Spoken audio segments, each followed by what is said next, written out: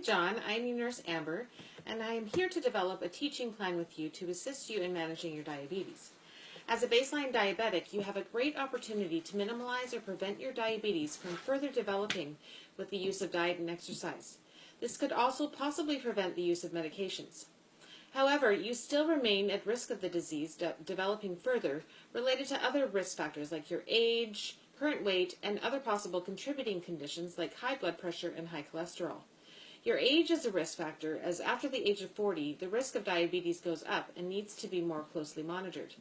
Combining that with the fact that you have not been able to manage the symptoms and have experienced episodes of hyperglycemia for the past 7 years, it is imperative that we make the necessary changes to prevent further development of the disease. By the end of this teaching session, I would like you to be able to describe 4 factors in your diet that are negatively impacting your diabetes.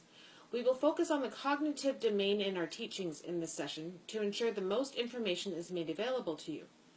First and foremost, it is important to establish what you already know about diabetes related to the foods you eat, to establish a baseline and eliminate any preconceived notions you may have.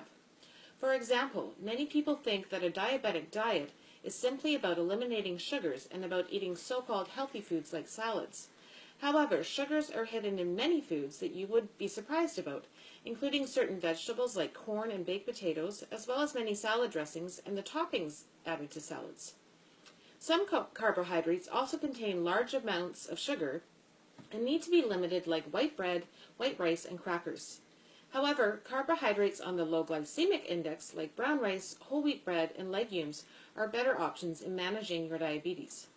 I have printed off some information on the glycemic index from the Canadian Diabetes Association, so you can understand how certain carbohydrates elevate your blood sugars. I would also like to go over your diet with you and compare it to the recommendations set out by the Canada Food Guide, which also has a guide for reading product labeling correctly, ensuring that you are making proper food choices.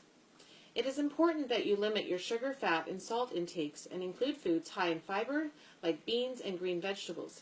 In addition, checking your blood sugars 2 hours before and after every meal so you can establish the effects that certain foods have on them is extremely important.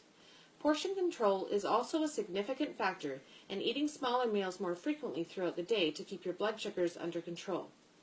We have a great dietitian here at the hospital who would also be available if you need it. There is also a great cooking class that I hope you will join through Vancouver Coastal Health, as well as a seminar in Victoria later this month, which I hope you can attend, that I have the information here for. I would also like us to meet once weekly until we both feel that our current treatment plan is effective, and then we can take it from there.